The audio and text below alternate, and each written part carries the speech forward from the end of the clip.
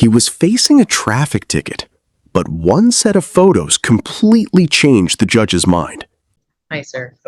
So this is all about that ticket you got, allegation, you can have a seat, of improper lane usage from April 11th. Yes. And you've asked for something called a contested hearing, which is like a little mini trial. What happens is I would look at the police report. If it's signed under penalty of perjury, I'd consider what they say in there. I'd put you under oath. I'd hear from you. And so the issue is I have to look at the law. Are the facts there or not there to show that you violated the law? And so if they are, then I assess that $200 and some fine.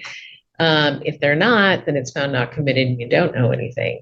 You also have other options, and I always want you to know what those are before we get going. We can do everything today, but I just want you to be fully informed.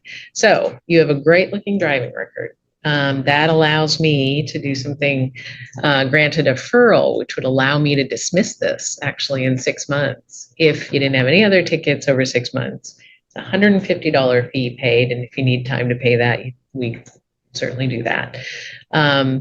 No finding that you did anything wrong. It's just open for 6 months and then dismissed without you coming back to court.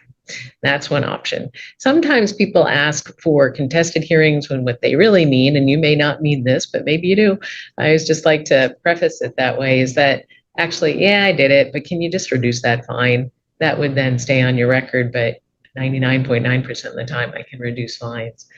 So there's a couple of options there. Do you have any questions about the deferral or what we're doing today without, we're not going to get into the facts yet, but just what you want to do today? I have a couple of evidence things that I would like to show, and because I don't think I actually did the infraction. Okay, so you don't want the deferral, you want a contested hearing.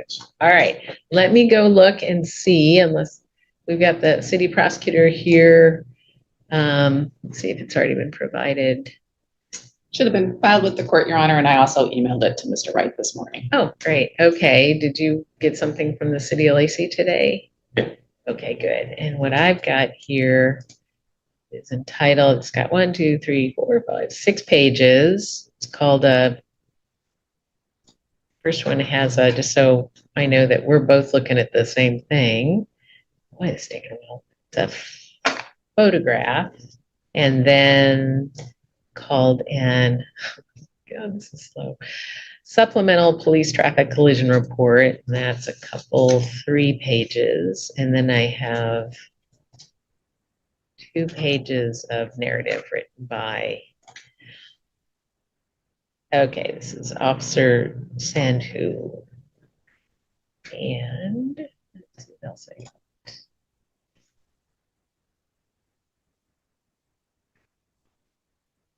And of course, the citation, which is the thing that has your name and identifying information, and it says what they cited you for. That's in 2 pages. It's electronic. All right, so let me review this, and then I'll turn to you first. All right. And just for the court's information, on page 3, the last paragraph is where the officer starts describing his interaction with Mr. Wright. Okay, so page 3 of the narrative, or page 3 of the collision report? Probably the narrative. I have 2 pages of narrative. I can just read through it. Okay. I'm just trying to here. I'll let the court find it. I think maybe what I'm looking might be in a different order than what the court has. College Street, April 11th, about 10:45 in the morning. 4661-140. So that's what I'm looking at, is 4661-140. It's what governs all of this. So let me get a gander at this. So what you're saying is the first paragraphs are all about the other collision, not related to this case. So we get down to, all right. So this is a civil case. I can't consider hearsay. I don't have any other driver's statement under oath. The officer didn't watch this happen. So the only thing I can consider here is your statements. And so that is page 2 of the narrative, or page 1 of the narrative. I'm looking at, took photos and then talked with you. And that goes from, well, it's on the bottom of it says page 3 of 6. So we'll say page 3 of 6 to page 4 of 6. And so I can consider the things you said. I can't consider anything else, even the axon, even the video from the officer, not his conclusions. Let me look at that again. Trying to figure out which, so the intercity transit. I would argue the court can consider what the officer observed in the video. It can, yeah, what they observed, but it shows not conclusions though. And so the video, yeah, it's just a little puzzling at first as to what it applies, which it applies to. So I can't consider any of the conclusions without some further information from the officer about training experience. I don't have that anywhere. So it's limited what I can consider here. And so I'm excising out things that don't apply to this situation and excising out things that by law I'm not allowed to consider hearsay. And so let me just kind of narrow in on that again. It's a little bit of a jumbled report, but I think I'm getting it. Come back to the picture here, which, do we know where this picture came from, Ms. Eddy? No, Your Honor, I wouldn't ask the court to consider that. Okay, yeah, puzzle. Right. So, all right, so what I'm seeing here is your statements in that report, Mr. Wright, and then what the officer saw on this rear view video from IT, it looks like, and saying that your vehicle appears in view and is halfway into the left-hand southbound lane, appears to have the left turn signal activated, and then the other vehicle appears in view, showing driving southbound in the left-hand southbound lane. And within a second of your vehicle appearing, the video shows the driver's side of the towed trailer connecting with the passenger side of the other driver's front bumper. And then the van goes towards the rear of the bus.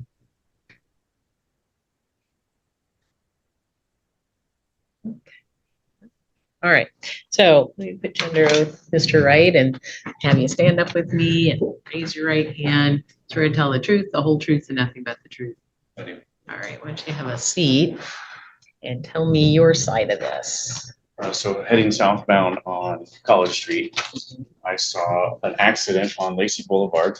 So I proceeded to check my mirror and then change lanes to avoid the accident on the other side. And as I got over, and I told the officer felt like I was about 90% in before the accident happened. And then as I got over, all of a sudden the trailer's going sideways. Your trailer. Yes. Yeah. So I put my blinker on, I checked my mirror. There was no white, it's an express van, pretty large van. He was not in my mirror anywhere to see. And so I got over. I also pulled the video and I watched the video and I sent it to my insurance. I have a letter from the insurance that they've deemed the other driver at fault. I can't consider objection to that, Your Honor. You know, it's hearsay and their conclusions, and I don't have them, and then we I can't have- test them. But keep going. I have a couple of stills from the video that shows that he's pointed towards my trailer as he's coming out of the turn lane because his tires are coming over the dotted line of the turn lane. So you got two turn lanes, left lane, right lane. So his angle is like this as it hits my trailer. Okay. And then he bounces off the trailer and hits the bus. So their pictures, why don't you show that to Ms. Eddy, and then I'll get them too, so I can see. This is the one where it's at an angle. You can see his back tires on the double dotted line, which this is the turn lane. And this one, you can see that this is the dotted line for the center. In between the two lanes where I am more than 50% in the lane before the collision happens. That's just the other stuff. Okay. Yeah. And I have Okay. the video on my Let me have phone a- as well. Well, let me have a look-see at this, and then we can, all right, you can tell me what your what you're looking And at. I don't object to you looking at the 2 photos, but I do object to the Oh. other papers he's got in his hands. The there, two, so. oh, yeah. Here we go. So So- one photo. So Ms. Eddie knows what we're looking at here. So you have the dotted lines that separate the 2 lanes. The tires here, that's more than 50%. That's you. Yes. And this is, This is the Chevy Silverado that was also involved in the incident. He grazed the front of his vehicle and then hit the back of the bus here. okay, so this hit the bus. No. No. So this is the van right here. You can see his tire. Okay. So this is you. There's a van here. Yep. And this is a different collision. Yes. Not involved with you. Well, But this is what you were trying to avoid. This van grazed this gentleman and then he hit the bus. All right. So in the next photo, you can see the actual All van. right. So he hit the trailer, he's angled towards my trailer, and his tires here are coming across this double dotted line, Okay. And that's your truck, your trailer, and this is the which other tells me he vehicle. was pulling from the turn lane. Okay. All right. Anything for me to consider with these two, Ms. Eddie? Nope. Just gonna, you can have a seat. Let me. What you're saying. There they are.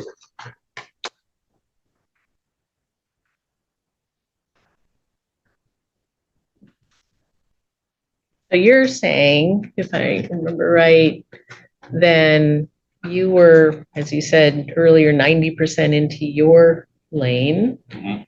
And that's what seems to be what the officer remembers you saying too. Let's see, where was that?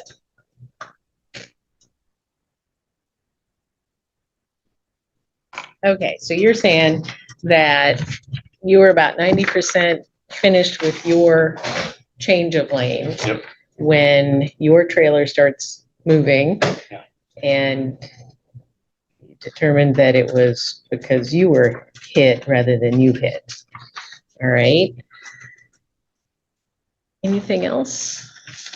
I mean, other than I have the video on my phone, but I don't know. Yeah, but the drag of that is that I'd have to take your phone into custody as evidence, and I don't want to do that. So I'm not going to do that. It's just Needed my it life, supplied. Yeah, it's just, your phone, your whole life. So I think your descriptions in these stills, Ms. Eddie, anything or any questions? No questions, Your Honor. Okay, any argument of any nature? Just briefly, Your Honor, the burden on the city is by a preponderance of evidence.